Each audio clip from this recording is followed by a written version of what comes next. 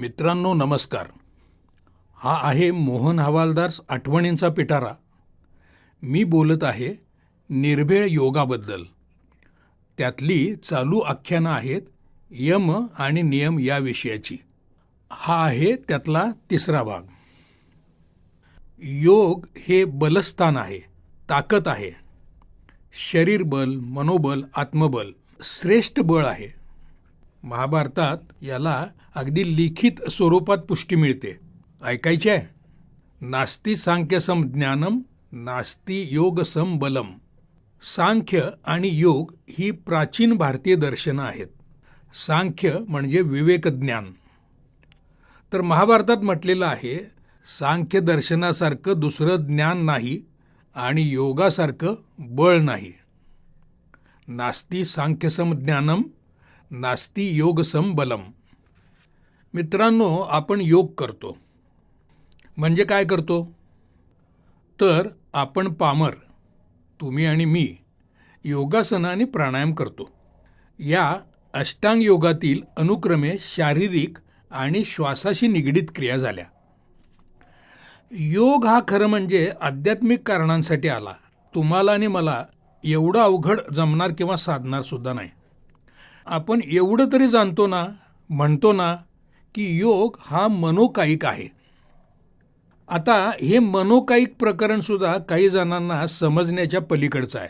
मनोकायिक याचा अर्थ असा की योगाच्या प्रॅक्टिसमुळं शारीरिक सुदृढता येते आणि त्याचवेळी मानसिक संतुलन प्राप्त होतं. पण हे मानसिक संतुलन आसनं करून, प्राणायाम करून आपल्यापैकी अनेकांना ते तसं लाभत नाही. का बरं होत असेल असं? मनाच्या संतुलनाचे, मनाच्या स्थिरतेचे, समाधानाचे, मनाच्या एकाग्रतेचे आपल्याला अनेक फायदे आहेत. अष्टांग योगाच्या सरावानं शरीराच्या बरोबरच मनाला, खरं तर योगाच्या भाषेत चित्ताला योग्य वळण लागतं. चित्त हा शब्द तसा व्यवहारातला शब्द आहे. कोण म्हणतं माझं चित्त थाऱ्यावर नाही, कोण म्हणतं अमुक तमुक गोष्टीमुळं त्याचं चित्त विचलित झालेलं आहे. एवढंच काय, आपण आपलं मनोरंजन करून घेतो तेव्हा तेही आपल्या मनाचं मनोरंजन होतं, म्हणजे आपल्या चित्ताचंच मनोरंजन होतं. तुकोबारायांच्या अभंगात एक ओवी आहे, येरांनी सांगावी रेमट कहाणी, चित्ता रंजवणी करावया. तुका म्हणे ते पाहिजे अनुभव, शब्दांचे गौरव कामा नये. अनुभवशून्य लोक शब्दांच्या कहाणीनं चित्ताचं रंजन करू पाहतात. तुकाराम महाराज म्हणतात ते पाहिजे अनुभव, नुसता शब्दांचा गौरव नको. असं हे चित्त, या चित्ताला काळजीनं घेरलेलं आहे. आजच्या स्पर्धेच्या धकाधकीच्या जीवनात टेन्शन हा शब्द अगदी परवलीचा शब्द झालेला आहे. काळजीचे अनेक विषय अनेकांच्या पुढं दत्त म्हणून समोर येतात. घरात, दारात, चौकात, व्यवहारात, संवादात, जनसंपर्कात तणाव वाढलेले आहेत. तणावाचे विषय, घटना, घडामोडी, बातम्या, वितंड यांचं अगदी पेव फुटलेलं आहे. तणावाच्या मानसिक स्थितीमुळं आजारसुद्धा वाढलेले आहेत. काळजी नको असं सर्वांनाच वाटतं. काळजी कशामुळं निर्माण झाली त्याचं कारणही माहिती असतं, पण ते कारण नाहीसं करणं आपल्या हातात नसतं. आपण पण त्याचाच खटाटोप करत बसतो. त्यातून काय होतं की काळजी वाढत जाते. हे सगळं मनाच्या पातळीवर होत असतं. योगासनं करणाऱ्यांच्या बाबतीतही होत असतं. असं का बरं होत असावं? योगासनं आणि प्राणायाम शरीर आणि मनाच्या आरोग्यासाठी आपण करतो ना, मग हे असं का होतं? योग चित्तवृत्ती निरोधा हे योगाचं सूत्र काय आहे? आपल्या मनाच्या बाबतीत ते का साध्य होत नाही? योग चित्तवृत्ती निरोधा. योग म्हणजे जोडणे, चित्त म्हणजे चेतना, वृत्ती म्हणजे चढ उतार आणि निरोध म्हणजे शांत करणे. चित्त अर्थात अंतःकरणातील वृत्तींचा निरोध करणं, मनाची घालमेल थांबवणं, चढ उतार मर्यादित करणं हा योग आहे. मित्रांनो, तुम्ही म्हणाल या भागात मी यम आणि नियम या अष्टांग योगातील पहिल्या 2 पायरींबद्दल बोलणार होतो आणि हे चित्त, चित्तवृत्ती हे काय सांगतोय? मी ट्रॅकवरच आहे. शरीर आणि मनाच्या आरोग्याचं वरदान असलेली योग साधना म्हणजे आसनं नियमित करून सुद्धा तुम्हाला आणि मला मनाच्या पातळीवरचे लाभ म्हणावे तसे ही प्रॅक्टिस देत नाही. याचं कारण आहे आपण आसन प्राणायाम करतो पण यम नियम या पायरीचा विचार सुद्धा करत नाही. बऱ्याच योग साधकांना तो करावा असं सुद्धा वाटत नाही. मनाची शुद्धताच नाही, मग केवळ आसन आणि प्राणायामामुळं मनाच्या पातळीवरचे संस्कार कसे होणार, मनाच्या पातळीवरचे लाभ कसे मिळणार.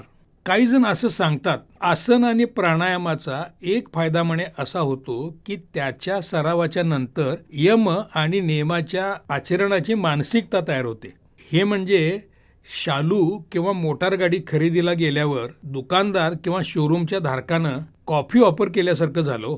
अहो, पूर्वी माणसाला आजच्या इतकी व्यवधानं किंवा समस्या नव्हत्या. निसर्गाला बांधलेलं असं चाकोरीबद्ध जीवन माणसं जगत होती. तरी सुद्धा तेव्हा सुद्धा यम आणि नियम असावेत असं पतंजलींना प्रकर्षानं वाटलंच ना. मग आजच्या प्रचंड ताणतणावाच्या आणि स्पर्धेच्या युगात तर यमनियमाच्या आचरणाला महत्त्व आहे हे तर नक्कीच. मित्रांनो, अष्टांग योगाची रचना पतंजलींची आहे. त्याला आपण पतंजलींची योगसूत्र म्हणून ओळखतो. त्याच्यावर याज्ञवल्क्य, वशिष्ठ, घेरंड, चरणदास अशा परंपरांनी भाष्य, स्पष्टीकरण आणि मार्गदर्शन केलेलं आढळतं.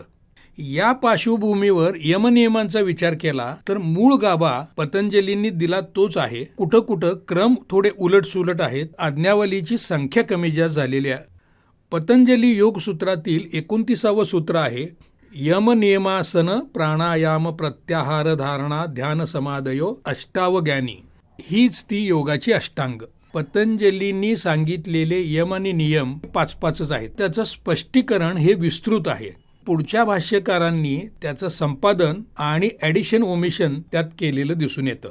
जसं की वशिष्ठ संहितेमध्ये यमामध्ये समाविष्ट आहे धृती, दया, आर्जव, मिताहार. यातल्या काही गोष्टी पतंजलींनी आपल्या यमाच्या 5 आज्ञावलीचं स्पष्टीकरण दिलं त्याच्यामध्ये समाविष्ट आहेत, किंवा त्याला अनुषंगिक म्हणून पुढच्या ऋषीमुनींनी ते त्याच्यामध्ये ॲडिशन केलेलं आहे. असो, let me concentrate on Patanjali first.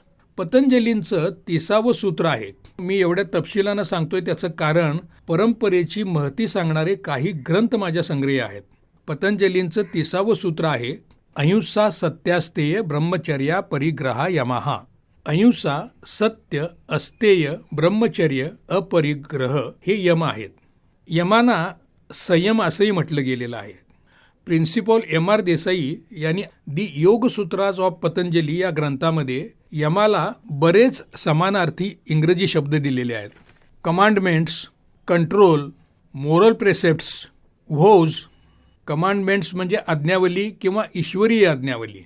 Control म्हणजे संयम किंवा ताब्यात ठेवणे. मोरल प्रेसेप्ट्स नीतीचा उपदेश किंवा नीतीपर उपदेश. आणि व्होज म्हणजे व्रत. M.R. देसाई सरांचा एक कमेंटसुद्धा याच्या बाबतीतला म्हणजे यमाच्या बाबतीतला समर्पक आणि अर्थाला आणि समजायला सुटसुटीत आहे बघा. ते म्हणतात, Yamas or correct thinking are foundation of all progress. म्हणजे यम हे करेक्ट थिंकिंग आहे. यम हे योगाचाच नाही तर जीवनाच्या एकूण प्रगतीचा असलेला भाग आहे. एकूण प्रगतीची गरज असलेली गोष्ट आहे. आणि पतंजलींनीच म्हटल्याप्रमाणे यम सार्वभौम आहेत. जन्म, जीवन, भौगोलिकता अशा कुठल्याही गोष्टीची बंधनं त्याला नाही आहेत. प्रत्येक मानवासाठी यम हे उपयुक्त आहेत. ते सार्वभौम आहेत. आता पतंजलींनी सांगितलेलं यमाचं डिस्क्रिप्शन, पुढच्या भाष्यकारांनी त्याच्यामध्ये केलेली ॲडिशन ओमिशन, त्याचं केलेलं एडिटिंग, या गोष्टीसुद्धा आपण तपशिलानं बघण्याची गरज आहे. आपल्या ह्या मालिकेचं टायटलच आहे योग हवा निर्भेळ.